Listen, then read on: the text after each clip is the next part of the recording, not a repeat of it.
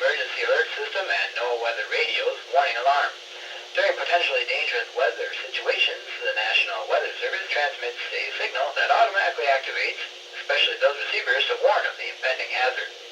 Tests of the receivers are normally conducted by the National Weather Service every Wednesday near 12 noon. When there is a threat of or existing severe weather in the area on Wednesday, the test is postponed until the next day without a severe weather threat. The following tones will conclude this test.